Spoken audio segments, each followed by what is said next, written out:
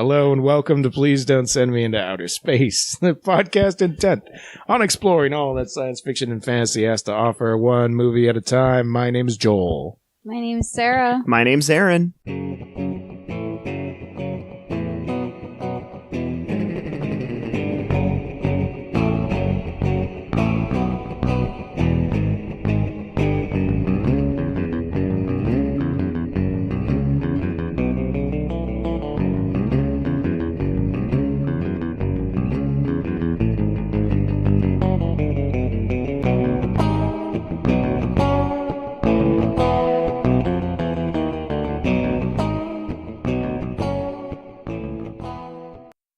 The movie!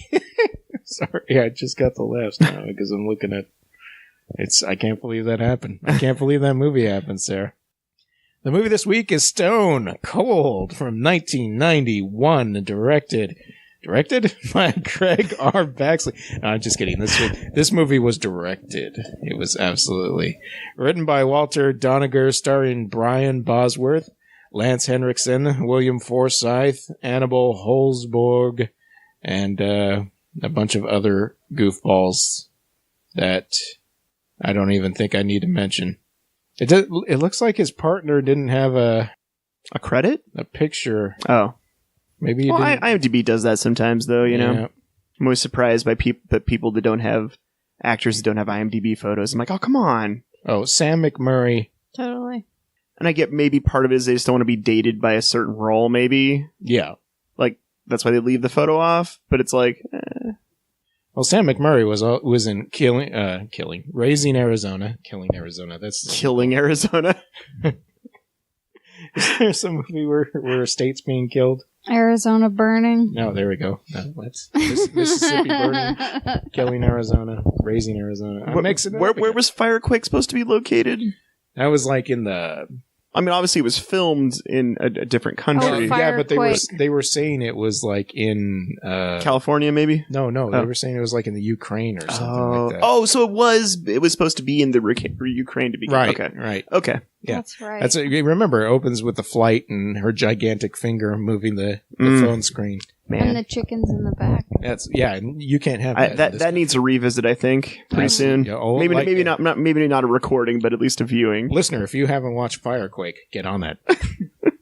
So let's talk about betrayal. Let's talk about how you can think you know somebody for like more than a decade, and like you know them in your heart, sure, and like you trust and love that person, and then you find out there's a whole other side that they've been keeping from you. And then you fall out of a window. Yeah. Afterwards. Or it feels like you fall out of a window. It's like you get shot and fall out a window. Man. Sarah, what's the buzz? Yeah, nothing. Just hanging out, normal day. Because you're like, hey, let's watch A Room with a View. And I'm like, oh, yeah, that's a great movie. Yeah, let's watch that. And secretly she's like...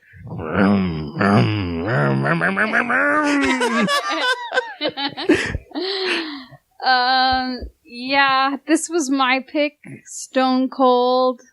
This was my summertime pick because this is a movie I watched growing up with my dad.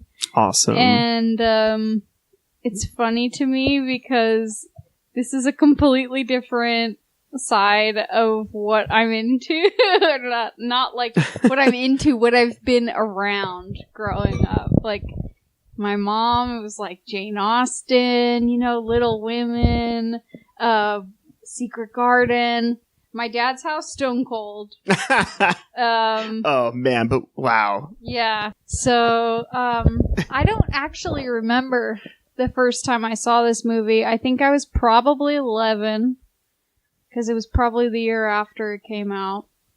But, my dad used to have a couple of moments where he'd, like, kind of warn me or have me, like, leave the room or something. Or, yeah, I specifically remember the scene where the guy is in the emergency room or whatever, and they visit him, and you see that his face is all, like, cut up. But, there's a lot of nudity in this. Yeah. Yeah.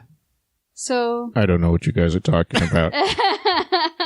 I probably didn't see that stuff on first viewing, but over years of having it around and having it be a summer jam and one of my dad's movies he liked to watch. Right, because he liked a movie with a tough biker gang in it, right? Obviously. Yeah, my dad's a biker, and he was this was a motorcycle movie. Like, I don't know what the combo was that he liked so much about this. Good guy, motorcycles, trying to do the right thing, and like, maybe because he was a football player or something, but I used to watch a lot of wrestling with my dad too, and I just assumed this guy was a wrestler or something, but he was not, it looks like. No, I mean, he's built like a wrestler, but he's a football player. See, I feel like if I mentioned this movie, and B, Brian Bosworth on the internet, everyone would be like, oh, well, duh. You haven't heard of this? You haven't heard of Brian Bosworth? He's just not, it's not a name that's been brought up a lot. And you know, the internet circles I go into, I'm looking for those crazy action dumb movies that are like just a fun time. I've never heard anyone talk about this. I don't follow sports at all. Come on. I mean, this should not come as probably a surprise to anyone. Yu-Gi-Oh is a sport. It is, you're right. Very competitive. But I'm saying, I get sweaty just thinking about it. I'm saying the more traditional aspects of sports. So I mean, the name sounded familiar, Brian Bosworth, but this is the first time I think I've ever seen him as well. Intense. This movie, you guys like it? Intense. Sarah, I know I wasn't looking at Sarah because I couldn't take my eyes off of the movie, but I'm pretty sure she was probably like smiling and looking over at us, and me and Aaron's jaws were just on the ground, being like, "There's no possible way there could be another explosion." Oh. Yeah, I mean, like, if there was like a pie chart for this movie, or like some type of like some way to gauge the amount of nudity to explosions, you'd have a very interesting. Pie chart. Well, I'm just saying, like it's very interesting because the beginning of the movie, spoilers, I guess, for Stone Cold, seen Stone Cold, 1991. It's in full on YouTube. Yeah, you may watch this for free on YouTube. You're welcome. Believe me, this is one you're going to want to watch. The beginning of this movie, definitely full of nudity, but I gotta say, maybe like once you hit the halfway point, instead of just being like a lot of, naked ladies, it just switches to explosions, like the rest of the way. The ride's amazing. No more fun and games at that point. Yeah. I mean, in the beginning, you're kind of like, this is a bad scene, but you're like, there's still some fun, like, weird stuff they're getting up to that's just like, wrestling or racing their bikes or whatever. Yeah. It's all fun and games. Yeah, and then towards about the middle point of the movie, it's like, no more games. It's serious. Go time. I don't know exactly what they say to each other, but I think it's something like, time to... What does he say? He says load up or something like that? Load up. Yeah. No, I mean, I just want to, I think when you really think about it, explosions are nature's bare breasts. And you're right. The very elements causing such a drastic explosion. It's got that whole interest arousal thing. And I think it works for both the sexes. You can't always count on a bare breast to work on everybody, but an explosion is pretty much universally fascinating. What I'm saying is you can't beat nature. You're right. So did you like this movie, Joel? Yes. I liked the movie. I could say 100% that I liked the movie. I think it was stupid. Stupid as the day is long. I mean, but oh my God, what a ride. I don't care. Yeah. I mean, this was a ride. This was completely a ride.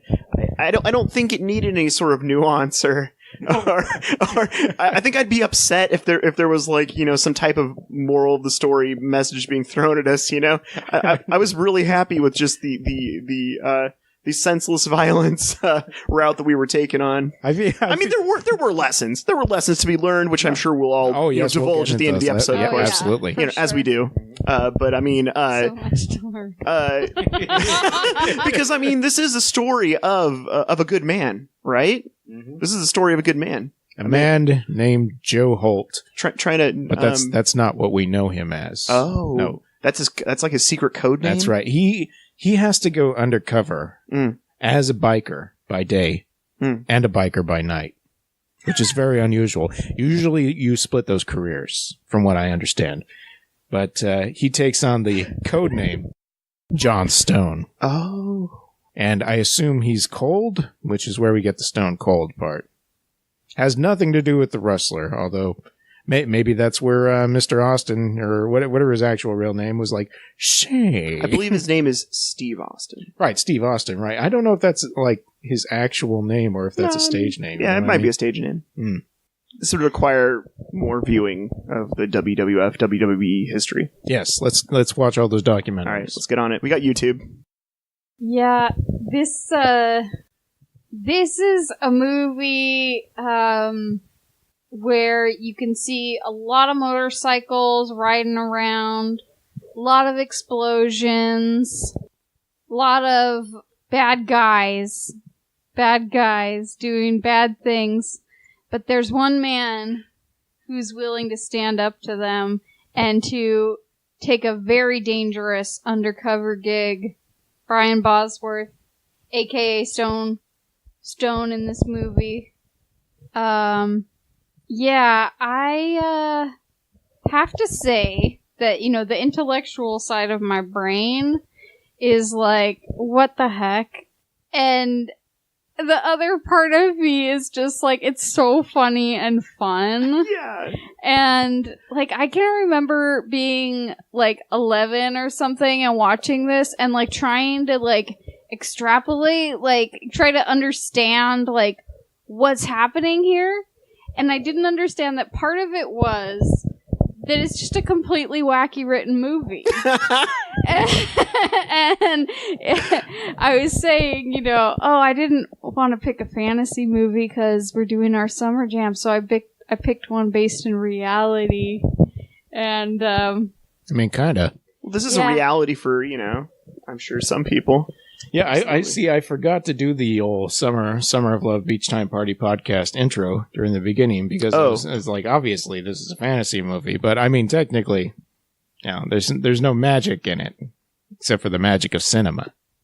True. Like even though the plot of this is dumb, like I feel like as a technical feat of filmmaking, the amounts of stunts and explosions and people flying through windows, stuntmen falling down stairs. How many windows, guys, do you think? I wish I counted.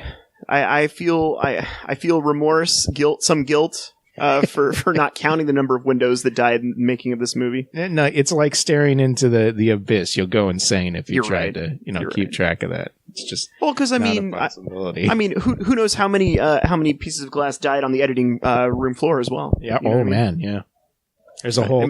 Cut out a couple explosions. I could only imagine. There's a whole deleted scene where somebody just runs through a bunch of panes of glass. Yeah, you have that letterbox defenestration list, and I think this one is in the number 1 spot. Yeah, because we haven't. I feel like it beats Blade Runner. Well, I'm gonna say. Blade Runner has a bunch. I was thinking Battlefield Earth. Battlefield Earth has a ton of completely unnecessary. That's true. Glass, but I think this movie tops that even so. Yeah. Just like that one has a couple of scenes of repeated like running through glass, and this is just like every. I feel like you could time it like every 10 minutes. We're going to see at least something fly through a thing. Easily. I mean, 9. That would make 9, and there was way more than 9. So yeah. How many people fell backwards after getting shot? Like. I mean, that's what you do. I don't know what you learned about getting shot, but I mean, like, how many people perfectly set themselves up to fall down? Fall out the window, open door off the top of a building. You think after a while they'd realize, wait, I'm gonna die if I get into a door frame and/or. Yeah. Just don't put your back to a window. Okay. You can face the window, but the second you put your back to the window, you're in danger. You can also die in a wooden box. If you're completely encased in a wooden box, they can just shoot you up in that, and that's another way to die in this movie. I gotta say, I knew I was in for something magical when you showed me the trailer. But it really wasn't until about 5 minutes into the movie that I knew, without a shadow of the doubt, this was going to be like the best movie I saw this week. Hands down. We were supposed to watch Aaron's pick, and then we watched the trailer, and I was like, "I'm sorry, Aaron, you're fired." No, it's fine. No. we can go down memory lane. We can go down memory lane for Aaron later. There were more pressing matters at hand. Yeah, what I was going to say. I like that trailer because Brian Bosworth is like, let me sell this movie to you, and he does. He does. He's like, I just need to go undercover as a cop, and well, some stuff happened, and it's like, hey, blam. He sells the part to me. Oh yeah, like this is an extreme man, Like he must be somebody people knew if he could have that kind of rapport about him. Well, he's a guy who took some acting lessons. You sometimes see celebrities trying to break into movies, and he's like, he was acting. Yeah. Like he was doing as good as I'd say like Schwarzenegger in the 90s, like the early 90s or late 80s. So I was a little surprised I haven't seen him in any other lead roles, honestly. Yeah. Maybe I just missed out on him. Maybe did like a bunch of like direct-to-video kind of stuff, you know what I mean? Yeah, I don't know. I know that I definitely saw this many times. There were lines of it that I could like quote almost. And my dad like had all these like this was just kind of a movie my dad was into. Because there was a lot of biker stuff. Biker's World.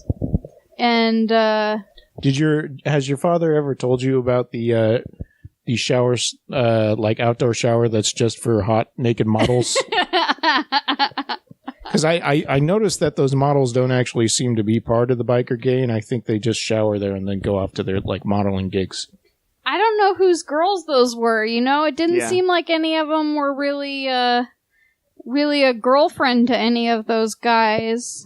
It's like the scene at the end of Dumb and Dumber when the Swedish swimsuit model bus is like, "Oh, we need directions." I think their bus broke down over near this place, and like, "Can we use your showers?" Sure, ladies. Like the bikers were even intimidated by them. Like, we're killer bikers, but there were so many bikers in the beginning of this movie. It was like Sturgis. It was like everybody from far and wide came with their motorcycles that day. It was a love ride. Yeah, that's what I'm saying. I'm like, this is like a huge event. And they're calling it the Brotherhood in this movie. The Brotherhood. Just gonna leave it at that. No.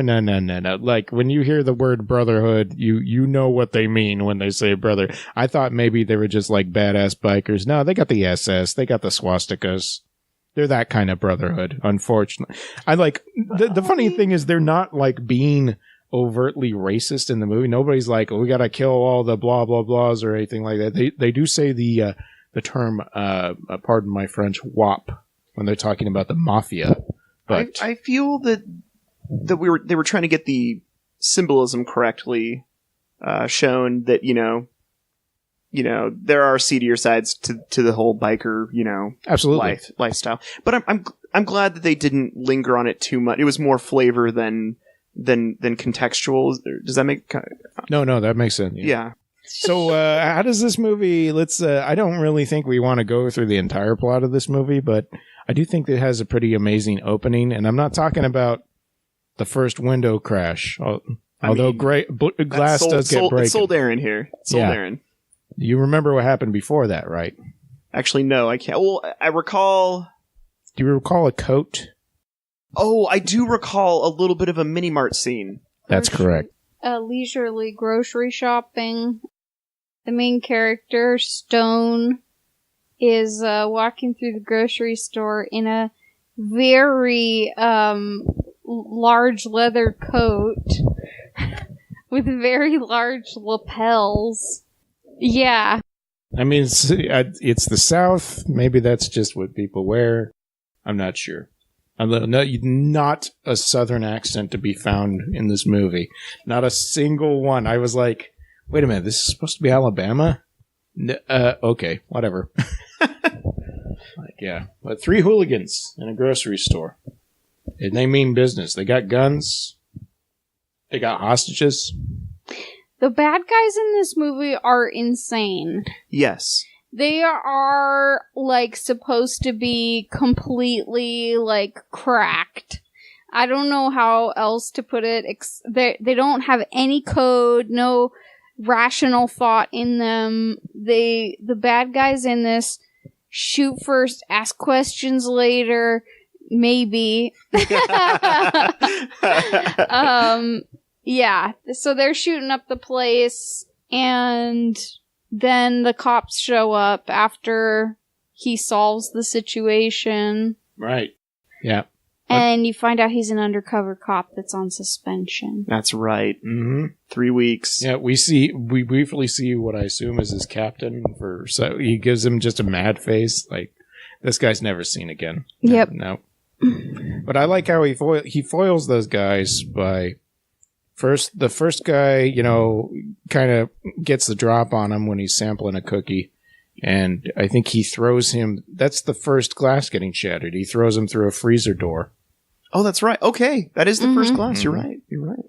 And then he gets the other guy, and then I can't remember what he does with that guy, but the last guy is when he, throws some Crisco on the ground or something like that. That's right. He goes slip sliding and gets a crotch full of ice cold Coca-Cola. Yep. I mean, some product placement, huh? Just out there. Yeah, it's good. Tower of Coke cans. Yep. So after he saves the day in the beginning, we go to his house. Yeah, I think there's that. I think that's when the type montage of the biker, this is the biker's world. This is all the thing, and then just the random crime. Which is the catalyst for everything that happens, basically. Never explained. The, what is it? The shooting the beer bottles off their, heads and right, yeah, whatnot. That's at the gathering of the Bicolos. Oh, but prior to that, just the man shooting the priest, right? I mean... just blasting him. Was that too blatant? Too blatant? I'm sorry. No, you're underscoring it. Sorry. Sorry. I mean, you can't even. The problem is, it's a literal 5 seconds, and it comes out of nowhere, and you're left with wait, what? There's no context to it. It's just, he looks angry. He looks at the priest looks surprised. He blasts him. And he goes flying through a plane of, of stained glass. Mm-hmm. I was sold. Even more stained. I was sold in that 5 minute, or at the 5 minute mark. Bunch of bikers ride up to a church. A guy goes in. He shoots a Baptist minister through a stained glass window. The minister, his face is oh. Yeah. No explanation. Absolutely not. But he goes to jail right. for this crime. Right. Yep, that judge sentenced him to, possibly life in prison or something like that. This happens, very expedited trial happens. Right. Because while Stone here is on suspension, the FBI decides they're going to get him for an undercover mission. But the judge lays down the verdict, and an instant later, he's getting on his boat. Yeah, he's minding his business. He's going to go take a little fishing trip outside his house, and we see one of the main bikers by the name of Ice, played by William Forsythe, who we've seen in a whole bunch of things. Mm-hmm. Just kind of sitting there, kind of smiling, oh, something's going to go on here. And I think I don't know if it was Sarah or it was Aaron that said oh, that boat's going to go up, isn't it? And then Oh, in my mind at this point, I was like, well, what could you do better than having a priest fly through a stained glass window? I was like, he's just going to shoot him with a rocket launcher. That was my prediction. But the boat blew up, so I was satisfied. That was a great blow up. It was a good explosion, guys. You see a dummy fly in the air and everything. There's so much dummy work. These explosions are so good. I mean, it is, like I said, the other part of my personality, my background, is like, oh, come on, this is ridiculous. And then there's the part that's just like, these explosions are out of this world in this movie. It's just so stupid. Yeah. It's not like explosions do not a good movie make. Like, you could have a really bad movie full of explosions and stuff like that. There's something about the practicality, the way it was shot, and all this stuff like that. And like context to the story, it's like, oh man, he just crashed into something. Why don't we just blow it up? Yeah, that sounds good. That's a good idea. Yeah. How are we gonna wrap the scene up? Blow it up? Yeah. Okay, boss. What if his bike crashes into a car? Or what if his bike blows up? I think you got it there, Tom. If a motorcycle crashes into a car, it blows up instantly. Oh yeah. I just feel like if it just doesn't disappoint. Mm-hmm. I can see how some people probably wouldn't really like maybe a movie full of explosions, but I feel that this movie it doesn't disappoint in its explosions. You know what I mean? Like, no. I think what you mentioned earlier. Yeah. Yeah. I don't even know. Yeah. You just, like, I feel like it's impossible not to have fun watching this movie unless you're, just a sour grapes kind of I don't like it, kind of thing. Sure. Which case, put the stick and get it out of your butt. Oh. And just sit back for the ride. Ooh, yeah. Yeah, it was funny because right as soon as we started it, you went into the other room to get something. I'm like, nope, this isn't going to work. This is an action-packed... Can't miss a moment. I didn't know what was going to happen in the first 5 seconds. The movie started and I walked into the kitchen. You're like, you missed something. God damn it. I mean, what did you guys think of the whole environment? I mean, the fashion, the music. It was, I felt, I mean, it's 91, so just on the edge of the 80s, and it felt very 80s in some parts to me. I think it was really true to 91, to be honest with you, because you're right. It's right near the end of the 80s, a few years after the 80s, so I'm sure, a lot of 80s fashion was still in full swing in 91. 91, how old were you, like 9? Well, I was born 83, Joel. Okay, so 9? Yep. Wait, 8? No. 4, 8, 5. You were 8. Yep, yeah. Okay, so you were pooping in your diapers. Not at 8, Joel. And you found... I was hopefully past most of that. Get your parents on the phone. Yeah. We got Mom and Dad Cornelius on the line.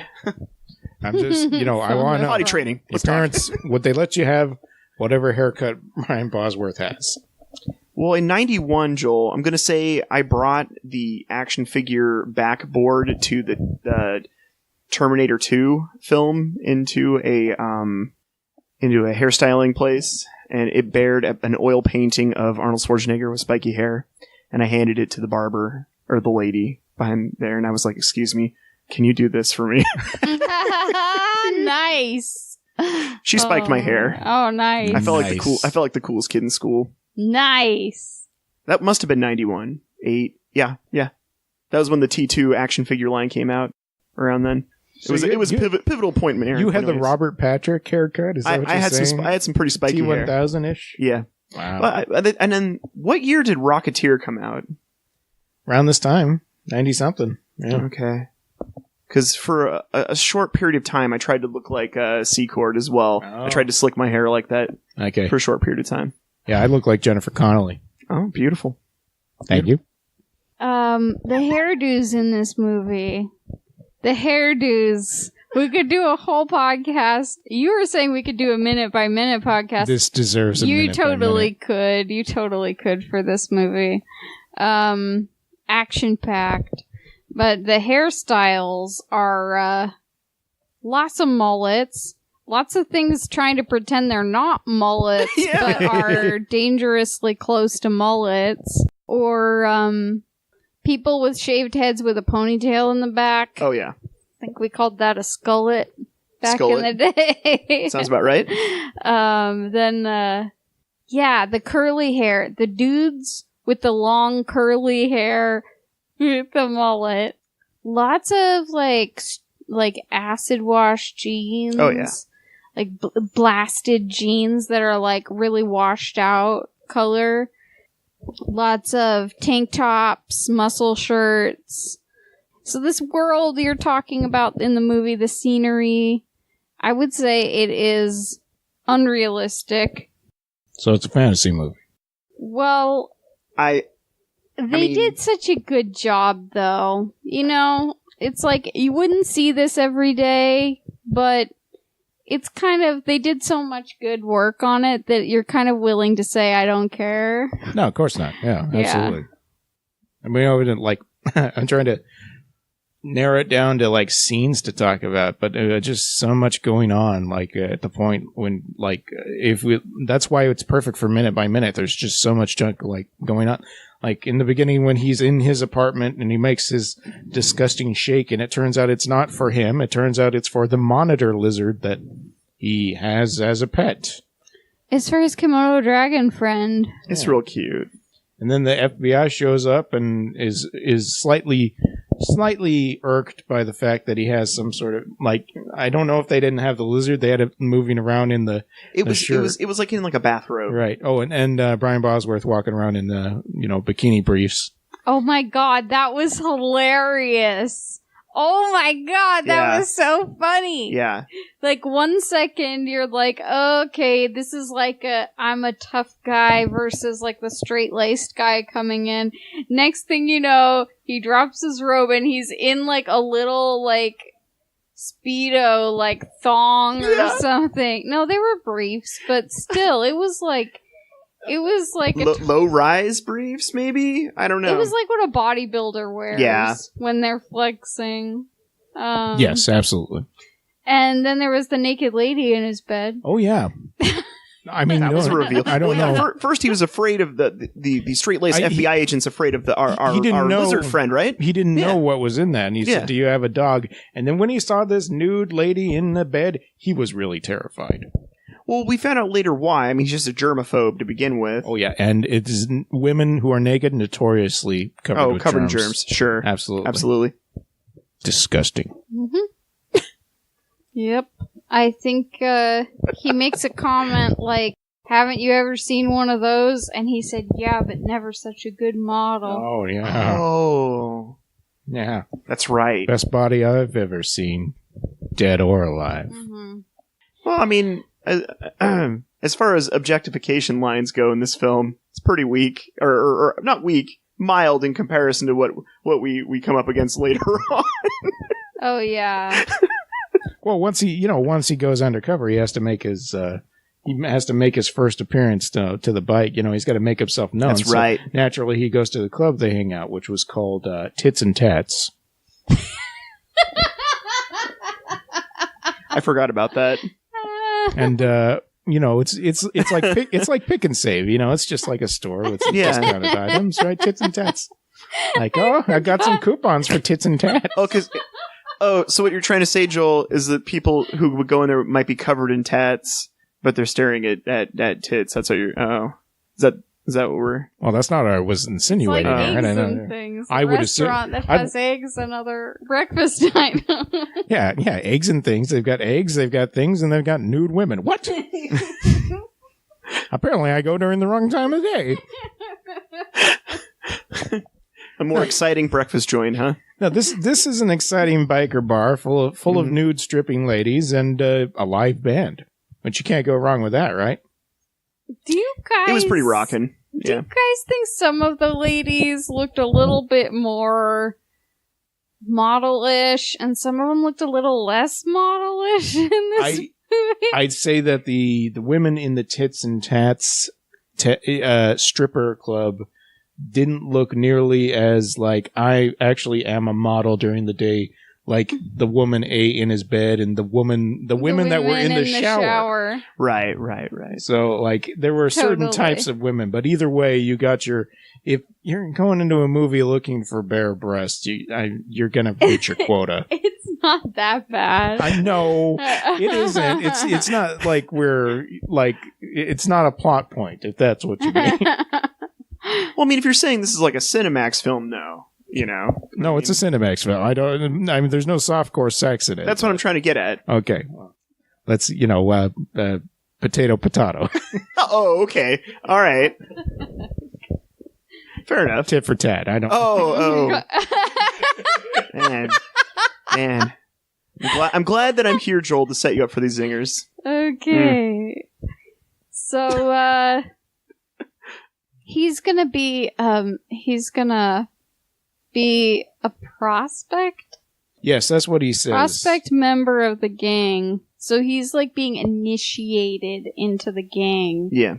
And there's some stuff that you gotta go through if you want to be able to be in with the gang. And I think that the guy who plays the leader of the gang, his name is Chains. Yeah, Chains, yeah. Chains is supposed to be a really tough guy. And he is kind of intimidating, but they do a really good job of making him seem intimidating by having the rest of the gang behind him. Yeah.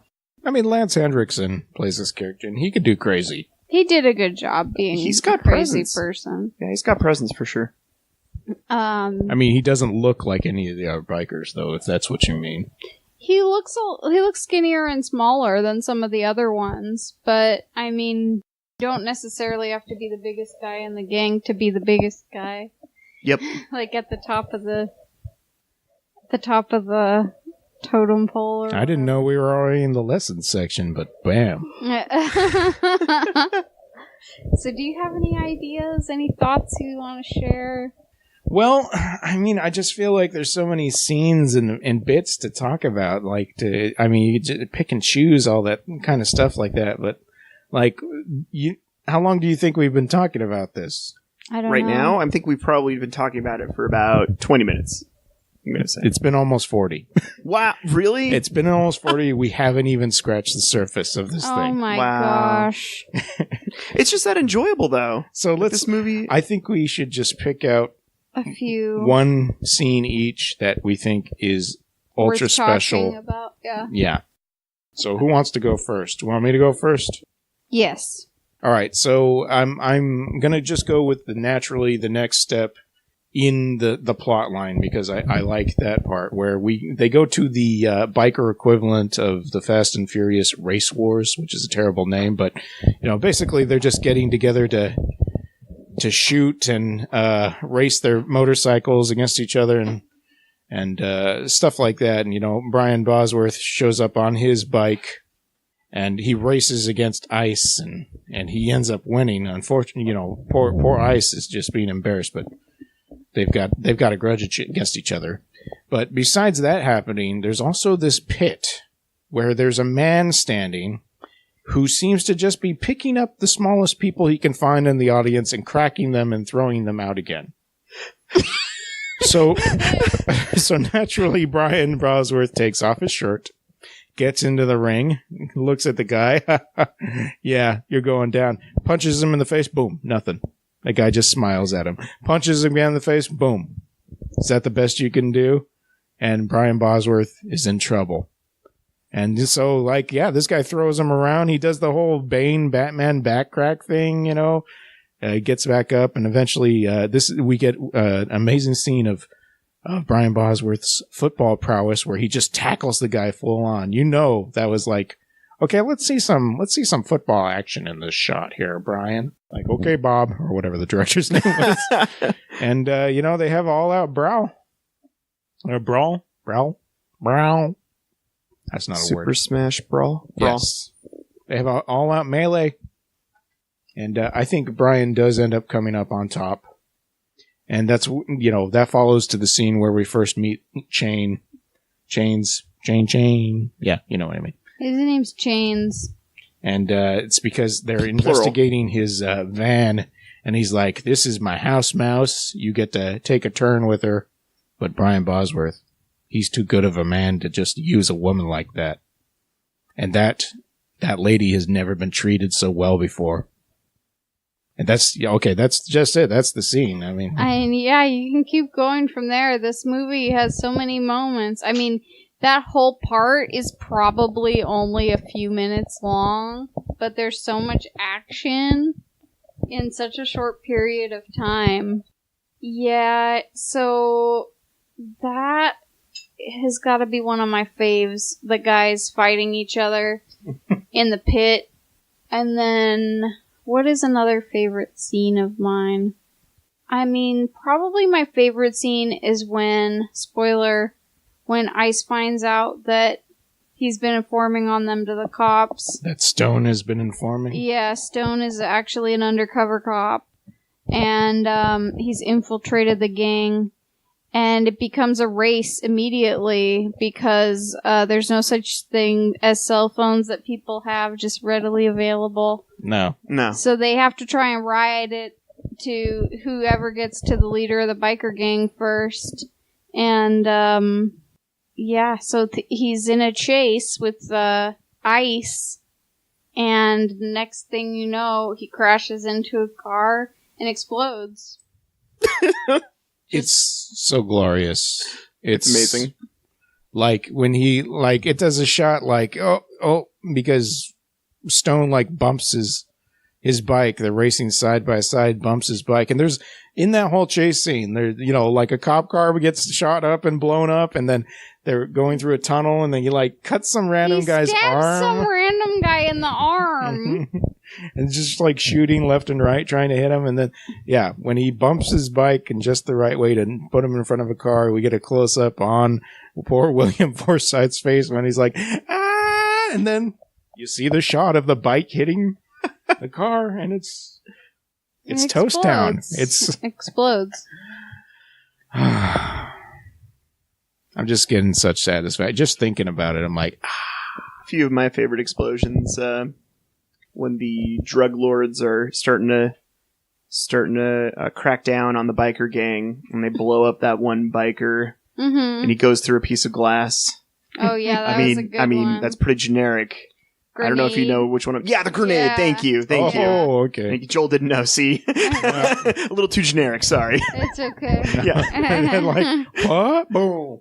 That was a pretty cool scene. Good explosion, and also the follow-up scene when they go to visit him in the hospital. And they're getting really mad at the plot point driven news story on the TV in the hospital room. Right. And so the biker doesn't even look at the screen of the TV, and he just gives it a backhanded hit on the TV, and it blows up too. I thought that was pretty good. That was real good. The hospital blows real good scene. Right. Yeah.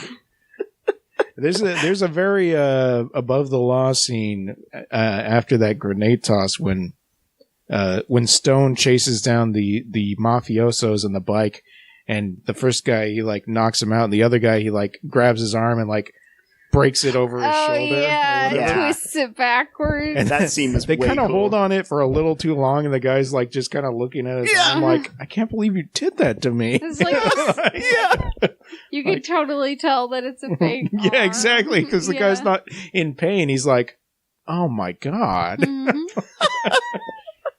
I was going to use that arm or something. Loved it. Love that scene. Yeah, it doesn't matter. It's great. Yep. There's just so many. So many. I mean, it goes all the way to the Supreme Court. Literally. No, At least it's the Supreme Court of whatever state. Yeah, Alabama, I believe. Yeah, Alabama. when they were going to the plot point is a character who's something whipping and that's the character's name, and he's trying to get the death penalty for their biker buddy. They decide they're not going to take it. Yeah, so they get a helicopter and some C4, and they also get a truck full of bikers and a truck full of crank. And Shane is dressed as a priest. Yep. And like you do. It's just details. Well, it's an easy way to get past metal detectors, right? I bear a cross. The ending is glorious. And a machine gun. The motorcycle into the helicopter is a pretty good explosion, too. That's the best. That's the apex. That was great. Yeah. The one where the two guys are on the bike and they're running down the marble hallway towards Stone, and he just fires the shotgun directly into him. They go up. Yeah, he shot the gas tank or something. Everything's exploded. Like, he doesn't. Can we talk about another favorite explosion real quick? So there's 3 seconds left on a time bomb. It's gonna go off. Oh, yeah. 3 seconds left. What do you do? I know. I'm in a helicopter, right? And I've just broken like what appears to be the really important oil spraying hose that can be found right above your seats in the helicopter that your hands are tied to. I broke that. I squirt some oil in some guy's eyes real quick. And there was a recent movie that had a scene very much like this. You will know if you've seen the movie, audience. And so then, you got 3 seconds left on the clock. I know. Let's just cram that time bomb right in your armpit and shove you right out of the plane. It was amazing. What an amazing explosion. Yeah. It was like a person was falling, and then all of a sudden it wasn't a person anymore. It was a box with a bomb in it to explode. You see a shot of a dummy outside of a helicopter that appears to be in midair that explodes. Yeah.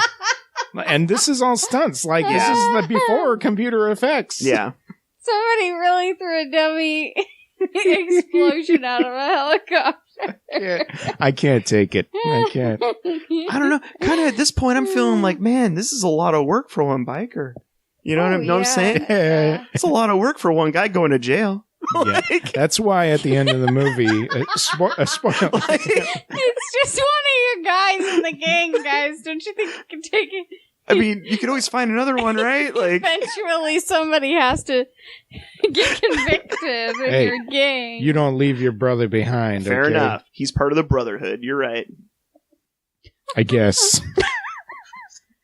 We never really get much context of his relationship with Chains. Like, he could have been Chains' best friend. You're right. I don't know. You're right. I didn't get any story there. Well, I mean, Chains is not the guy who's gonna be giving you like his emotional like end of it, because he's got to be on edge at all times. He's got to be the tough dude who is going to shoot you if you don't agree with him. So you're not going to get that the deep Kingpin Daredevil Netflix series side of him.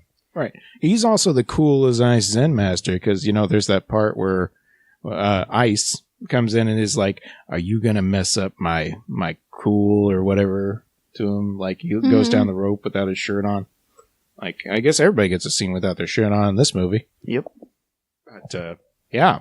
That was his bitch don't kill my vibe. Yep. Exactly. That was exactly what happened.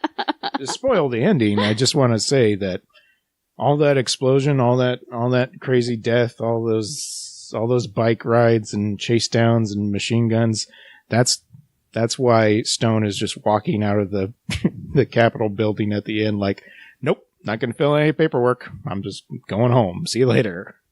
His character is kind of a unique hero. I think he's a little bit of a goofball, kind of. Yeah. He has this like nonchalance about him, and he's kind of like, he doesn't take things too seriously. Right. He's a badass and he gets stuff done, but at the same time he's kind of a jokester too. He's kind of like maybe a little bit of a smartass, or I feel like there's a current actor who could play him in the remake of this movie, but I'm just not placing his name properly right now. Chris Farley died a long time ago, man. Oh, that'd be amazing, but that would have been so good. Beverly Hills Ninja, Beverly Hills Biker. Oh yeah. Who's the guy from the 21 Jump Street remake? Who am I thinking of?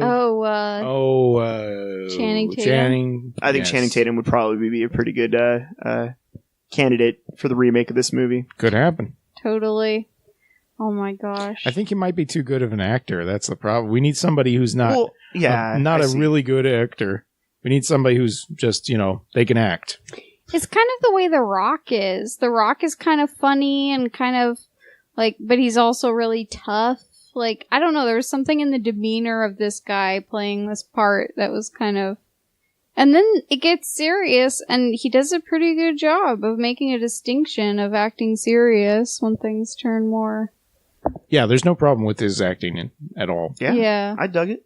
He's just at the level where it's like, oh, this is a bad actor, and he's not like out acting the rest of the thing. It's like he and Lance Henriksen in a scene together. They're at It pace, works. Yeah. And so that's good enough. And if you think he is a bad actor, who cares? Explosions. Can you guys describe to me like what the drug was? Because it just looked like a vial of water to me.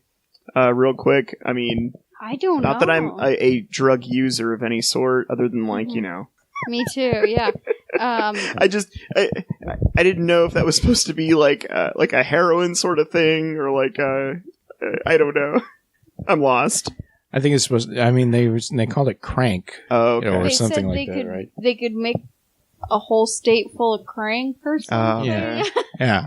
And I'm just gonna come out as a square. I'm not exactly sure what crank is. Do you put it in your vape pen? Like that's what I was trying to I think it figure would out. kill you if you. But I mean, based on what he was saying, like the guy opened the vial and was about to smell. And he's like, "Whoa, you don't want to smell that, man." Okay.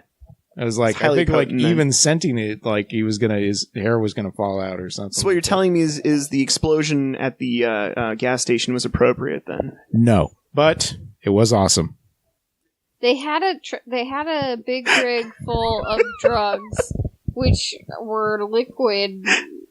I don't know about the liquid drugs. Thank you.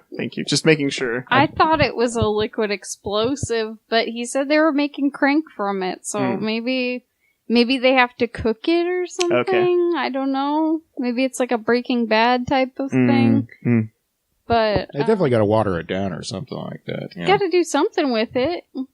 Maybe they were driving to the gas station. They mix it with gasoline. Oh. It's just you can't do it too fast, otherwise, boom. Right, it makes sense. Why would you run the entire shipment into the gas station? When he unattached that trailer thing with his gun and stuff, He shot it up and the a bunch. explosion happens, right? Yeah. I just wonder what happens after with because it's not. First of all, that thing is not brought up in the rest of the movie. Like no one cares about the drug deal after that point. Well, Right. So what happened to those two mafiosos? Are they like? They just drove You want to away. just like go somewhere else? Like, yeah, I guess so. We're gonna drive to a different state, Guess assume a new identity. Driving to Canada. they probably moved on. They probably have a bunch of money and land elsewhere. I could only assume. They're private islands or whatever. Yeah, there could have been like a show, like if it had gone a different way than the courtroom showdown. It could have been like the mafioso coming in with all their people to like blow them away or something like that. There's just so many layers, guys. Yeah. I noticed there were a lot of blue sunglasses, blue tinted sunglasses. Is that the style at the time? Yeah, 91? yeah. And the outfits, I'm not saying the outfits weren't realistic. You definitely saw people dressed like that in 91, but I think that seeing this many people in Alabama dressed like this seems a little bit In close far-fetched. proximity, Yeah. Yeah, I see what you're saying. I don't know. I don't know either. I wasn't in Alabama then, but I think, You just assume they were in overalls and barefoot and running around. No, I think that So, like, let's compare. This movie to Pee Wee Herman walking into the biker gang bar in Pee Wee Herman's Big Adventure. Like, which is more far-fetched, would you say? I definitely thought about that movie when we were watching this. I mean, if you don't have an answer, that's also appropriate, because I don't. I don't. I think they're about even. Okay, fair enough. I feel like the biker bar in Pee-wee's Big Adventure seems more realistic to me Okay. than this group and what they're up to and what they do. Like, these are extremists compared to guys just chilling in the bar to have fun. This is Yeah. like organized crime the way you see like the mafia represented with Yeah. organized crime. And for all I know, it could have been like that in Alabama, but it seems like it's very big organized crime. They got their deputies, people go out and collect the money and stuff. It's like, yeah, it's a big organization. Right. And I mean, if it's a biker gang, then that's like an actuality, right? Like it's not just a bunch of people on bicycles. Like they have lieutenants, they have organized crime the same way a mafia is set up. Hey, listeners, if you were in a biker gang in the early 90s, send us an anonymous email so we can learn more about how that went down. Yeah, it's at aaron.cornelius at hotmail.com or something. I don't know. You can reach me on the dark web at... So I think that this movie was kind of meant to be like a fun movie, but also a cautionary tale for me as a kid, because it was like my whole life since I was like first born. I think my dad took me for my first motorcycle ride when I was like 2 years old. Nice. And my whole life it was like, motorcycles are cool. Then this was like, okay, but there's also bad guys that like motorcycles like in this movie. And you gotta watch out, because motorcycles are cool, but some of the people that ride motorcycles are not cool. Boom. Yeah. So that was another lesson. Sorry, I let that one No, slip that's early. good. I mean, you're talking about, in context of your childhood, this was an important movie to teach you that. It's not all fun and games with bikers sometimes. And another thing you can learn from this movie, only way to stop a bad guy with a gun is a good guy with a lot of explosions. Nice. Nice. I'm sorry. So I feel like we should put a cap on it and just like, hey, listener, go watch it. You know, It's as mentioned at the beginning of this episode, it is on YouTube for your enjoying viewing pleasure. Mm-hmm. Put on as much leather clothes that you have, and nothing else, and then or maybe a pair of bikini briefs or something. It's a good thing they didn't check his underwear, because that's like probably not very bikerish. Be wearing underwear like that. Dead cop giveaway. Do you think those guys wore underwear? That's my point. Were they going commando Aaron out there? What? You have tickled my funny bone, and I don't. How dare you? Dead cop giveaway. God. He's wearing underwear. Check him. He's a fed. Zip. I think this guy took a shower. Hey, I mean, Only the model shower. comparatively, our hero compared to the other dudes in this movie looked like he showered every day. Oh my god. I'm saying I can understand why they thought he was a cop. You at Because least like had everyone else looks super greasy. lots of product in the hair at the very least. But I mean, everybody had product in their hair in this particular biker gang. So it just like, he seems a bit cleaner. Yeah, but look at his hair. Oh, that's true. Okay. That's right. It was extreme. I think they're exaggerating a little bit with the types of women that would be attracted Oh, to this Lord. game. To this gang. What are you talking about? I mean, chicks do like motorcycles, don't get me wrong, but some of these chicks. Man, that's a whole nother podcast right there. Like, hey buddy, you got blown up here. I'm gonna give you this woman as your wife. Like, she has no choice but. And I was like, wow, okay, They're like bartering people. yeah. Yeah, the women were like. Oh yeah, this is a sexist movie. I just realized that. I didn't. Oh, you geez. didn't know? You didn't know, No, Joel? that's crazy. Wow. Dead cop giveaway. No, it is. That's a good thing you didn't ever sleep with Nancy, because she would have known earlier. Oh yeah, Oh like yeah, right the away. underwear. Like, wait a minute. underwear. Only a cop has a monitor lizard as a pet. That might be true. I don't know. I've never met anyone with a monitor. I mean, is that even legal? It might even not even be legal in the state of Alabama. Oh man, it's like in Kindergarten Cop when Schwarzenegger's got that ferret or whatever. Oh yeah. I think that there's state laws for exotic animals as pets. I don't know what's okay where. Maybe it was okay back then, but it's not now or something. I don't know. Listener, if you were part of a biker gang and you had some sort of exotic pet, write in today. Please do. We're looking for opinions on all kinds of people and types. Can you give us a description of what the Tits for Tat biker gang bar you used to hang out was like? Was there a live band in your bar? Let us know. Those are just dudes that asked to jam in there. It was just the house band. I don't even know. Wasn't even part of the movie. These guys won't leave. I guess you're in it. Sign these papers. Normal stuff. Oh, I forgot to mention the lady that was playing pool that was wearing a leather vest that was not buttoned up. That was a bit of a surprise. She was only wearing the leather vest on top. I missed that. I looked down at my phone for 1 second and it was like, hey, Joel, you missed a part. Like, oh, gosh, why? Why, movie? I mean, it wasn't necessary to see that. It was kind of a superfluous vest, if you ask me. I think it was like the last time for nudity in the movie, too. It was like one last It was a hello moment. Oh, hello. Maybe. I don't know what I can say, guys. I just want to say thank you. Yeah, exactly. Thank you, Sarah. Thank you, Sarah. Embarrassing for me, but I mean, it was a childhood, I mean, maybe 12, 13 years old. I don't know exactly how old I was when I saw this the most, but it was just a summertime movie jam. Exactly. You're staying with the theme. Mm-hmm. Sarah, thank you so much. Yeah, thank and you. all I got to say is don't hide that light under a bushel anymore. Let it fly. Oh, I still have secrets. Oh. We all have secrets, Joel. As I said, you think you know somebody, and then you find out Aaron just loves, I don't know, like documentaries made by right-wing fascists or something like that. I don't even know. Any. Well, I got some right here. No, thanks, I don't. Joel. I don't even know. So let's wrap it up. And I'm going to read the lessons. Wait, I'm not going to read the lessons. I'm going to read the outro stuff.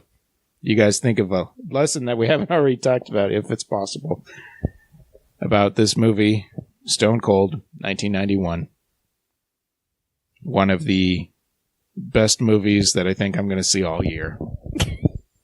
Yeah, or at least most enjoyable, I guess. Dangerous Men. Oh, man. Aaron, we need to show you something. I started watching. Okay, cool. Yeah.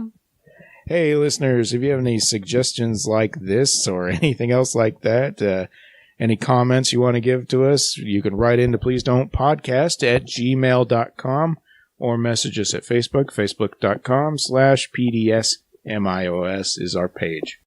If you have any cash you want to throw our way, we do have a coffee site at ko-fi.com/PDSMiOS.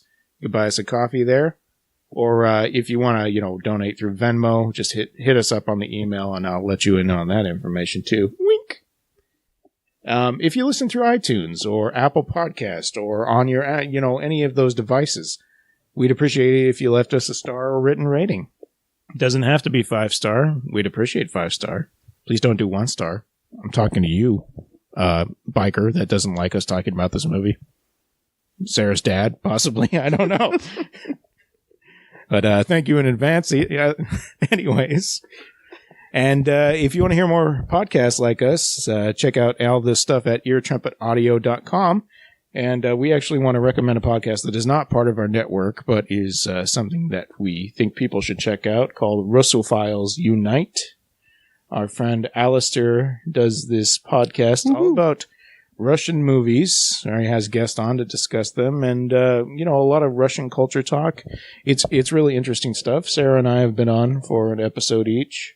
Yeah, awesome. It's really cool. I would say it's similar to our podcast in ways, but a little more highbrow. Yeah, I think it's a little more highbrow, but I think interesting things come out in the conversation, and I think that it's really well done.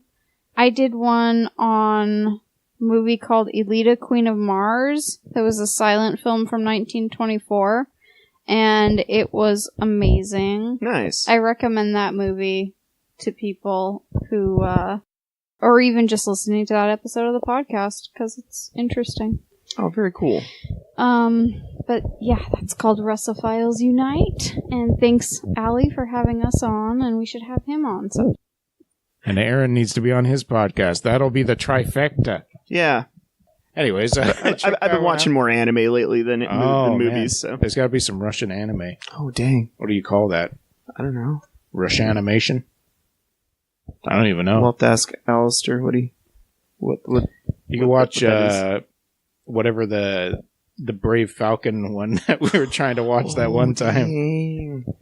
Oh, dang. That movie was intense, man. Yeah, Bravest or something like that. You should watch that movie. No. You seem so... anyways, yeah. We'll talk about it later. You guys got a lesson about this movie, Stone Cold? Where am I? What happened? This movie? Stone Cold. Okay. It's about a man who works at an ice cream store that blows up tragically. There's just so much going on in this movie. To pick a moment, to pick a thing that I can apply to my life. Mm-hmm. I think what I learned in this movie, and just as a whole, following Mr. Stone Cold, John Stone, his, at least a brief window of his career as a police officer, is you got to believe in yourself. You really got to. Totally. And I think that sort of assurance that he had that he could that he could maintain his cool in these situations, and that was real testament to me that you just got to believe in yourself, What you gonna do? You want me to go? Okay, I got a hot and ready one for you. A plot point we didn't talk about here, but a lesson I did learn from it. If you're an undercover cop and you're asked to kill somebody, so you take the body part of a corpse from something else and make it look like the body part from the guy you were supposed to kill, make sure that the person that's supposed to be dead is kept under lock and key until the case is over, so that, no mistakes happen. Like him suddenly showing up and revealing to everybody that you're an undercover cop. I guess that's a spoiler, but guess what? This movie doesn't. You don't have to worry about what gets spoiled in this movie. I think that's an appropriate expenditure of the state of Alabama's funds, or the government's funds. It's the FBI. They were saying Washington wants this done. Washington should have held on to that guy. Yes, sir. Then, things wouldn't happen the way they had. I'm just saying. R.I.P. The lesson is... There's so many. I got one. I got another one. Okay. All right, so you're going to go see some drug lords and you're an undercover cop, right? Mm-hmm. You got to go see some drug lords because you got to send a message. And yes. you put their friend's head in a motorcycle helmet, right? Be sure to look as much as like as a motorcycle version of a Chippendale dancer as possible, because that really gets the message across to them drug lords what your affiliation is. Dress to impress. So you got to believe in yourself. And you got to dress to impress. That's what I'm learning from this movie so far. Everyone's watching. Yep. My lesson would be that you should always get an earring, because if you want to fit in with these guys, you gotta be badass, and you gotta have an earring, at least in one ear, at least one. And you know what? A crystal earring is probably the best one you can get. I think so. Did you guys feel like you could hear that earring every once in a while? Well, I think it was Sarah's observation in the final scenes of this movie that it was also covered in blood. Mm-hmm. That really made me smile for a moment for some reason. Mm-hmm. That they took that level of attention. They're like, oh yeah, he would definitely bleed all over this, and they just kind of painted a a on the end of the crystal. Just splashing my blood real quick. I got on my earring. That's fine. It's factual. Yep. Man, good stuff. Oh wait, I have one more. Oh my gosh. If a preacher is going through a metal detector, you need to make sure they don't have any other metal on them besides the rosary. Yep. I mean, the thing about that is that, like, he had a gun, but it was, like, underneath the seat. So who planted that? Oh, I didn't realize it was It was under the planted seat. earlier, yeah. Oh, goodness. I didn't catch that till later as well. I thought that he was packing. Maybe this movie's not that good. I mean, there's a big old plot hole right there. Well, I Like, mean, no. I think this is a bad movie now, Aaron. can I send you crashing through a piece of glass real quick? Yeah. We'll see you next week, folks. Thanks for listening. Bye. Thanks, guys. This is Aaron. I'm about to explode, probably. No. Ride or die. Thanks. Bye.